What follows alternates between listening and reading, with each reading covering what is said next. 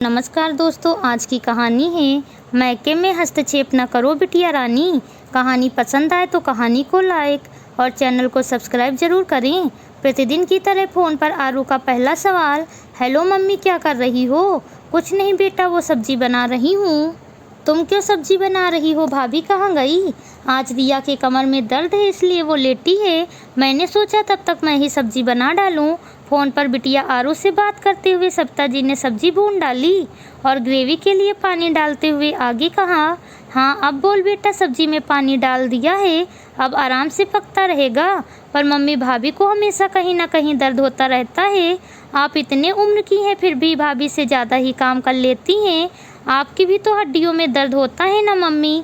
भाभी किसी अच्छे डॉक्टर से दिखा क्यों नहीं लेती हैं? रोज रोज के दर्द से उनको भी आराम और आपको भी काम से छुट्टी मिल जाएगी। आरू की बातों से साफ झलक रहा था कि उसे मम्मी का काम करना पसंद नहीं था। वह कई बार पहले भी कह चुकी है कि अब आपकी उम्र नहीं है काम धाम करने की, अब तो आराम किया करो मम्मी। और हर बात सविता जी बड़े प्यार से आरू को समझा देती थी कि बेटा, काम करने से शरीर को कभी हानि नहीं होती बल्कि स्फूर्ति बनी रहती है। ऐसी न जाने कितनी बातों की दुहाई देकर सविता जी आरू को समझा बुझाकर शांत कर बातों को विराम लगा देती थी। पर सविता जी ये बात हमेशा सोचने पर मजबूर हो जाती थी, क्या आरू यहाँ मैके के मामलों में बातों में ही हस्तक्षेप कर उचित कर रही है? माना या उसका भी घर है, मैं उसकी माँ हूँ।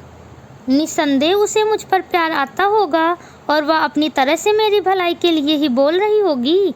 पर क्या उसकी हर बात मानना उचित है? हर घर की अपनी एक शैली होती है और घर चलाने का अपना अपना ढंग और नज़रिया होता है।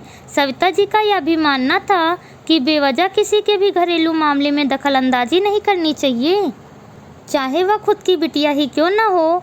और जब आरू जानती है कि माँ हमेशा अपने विवेक बुद्धि से ही काम लेती है, हर समय आरू की बातों में आकर फैसले नहीं लेती, फिर वह बार बार मुझे क्यों सिखाती है ऐसा करना चाहिए वैसा करना चाहिए।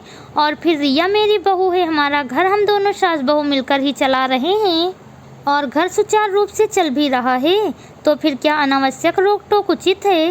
हालांकि सविता जी ने कभी अपनी बातों से यह जाहिर नहीं होने दिया कि आरू फिजूल की बातों में माथापंची कर रही है।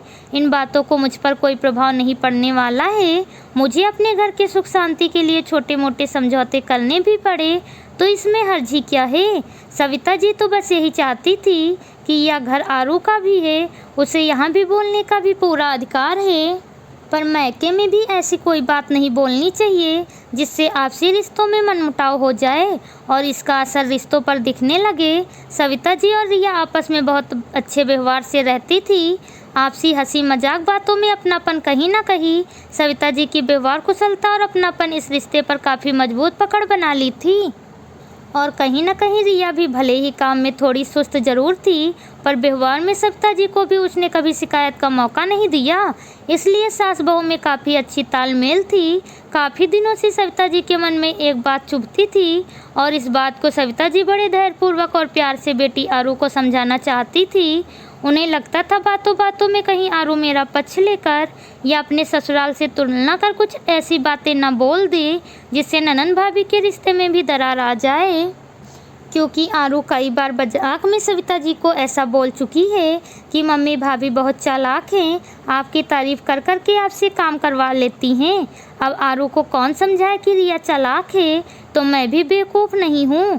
घर परिवार चलाने के लिए थोड़ी बहुत बेवकूफ़ी करना भी गलत नहीं होता, और ऐसी बेवकूफ़ी जिससे किसी की हानि ना हो। जैसे ही अगले दिन आरू का फ़ोन आया, पहला सवाल, क्या कर रही हो मम्मी? आरू ने पूछा। आज बहू के लिए क्या बनाया है? बस जैसे सविता जी इसी प्रश्न के इंतजार में थी, आज उन्होंने सोचा अच्छा मौका है आरू को समझाने का। अतः उन्होंने बात को न घुमाते हुए स्पष्ट रूप से कहा, कैसी बात कर रही है आरू? यह हमारे घर की व्यवस्था है बेटा। हम दोनों सास बहू आपसी सामंजस्य से मिल बांट कर खाना बनाते हैं और बहुत अच्छे ढंग से घर चल रहा है बेटा। और मुझे कुछ भी होता है तो संभालने वाली मेरी बहू रिया ही होती है। अब बूढ़ी हो गई हूँ ना, वो तो मैं काम कर कर के इतनी एक्टिव रहती हूँ कि आसानी से बीमार नहीं पड़ती, पर जब भी मेरी तबीयत खराब होती है तो रिया ही तो मेरी देखभाल करती है और आगे भी कौन है वही तो करेगी। अतः उससे मिलजुल कर रहने में हर्ज ही क्या है। हम सास बहू एक दूसरे का पूरा ध्यान व ख्याल रखते हैं। तो तू यह रोज रोज इस विषय पर बात ना किया कर बेटा। इस विषय पर बात करने के लिए मैं और रिया सक्षम हूँ। तो फिजूल में टेंशन ना लिया कर और मैके में अनावश्यक हस्तक्षेप ना किया कर। आज सविता जी अपने मन की बातें आरू से बोलकर उसके फिजूल की बातों पर विराम लगाना ही उपयुक्त समझा। आरू भी अपनी मम्मी के विचारों को भली बात समझ चुकी थी। अब वह जान चुकी थी मैका मैका ही होता है। अनावश्यक रूप से हर बात पर अपनी राय थोपना उचित नहीं है। जहाँ वो एक लंबे समय से रहती ही नहीं है वहाँ की बारीकी वस्तु स्थिति के बारे में अनुभज्ञ है। कई बार घर का सिचुएशन बहुत अलग होता है और बताने का ढंग बहुत अलग, और सुनने वाला अपने ढंग से समझता है।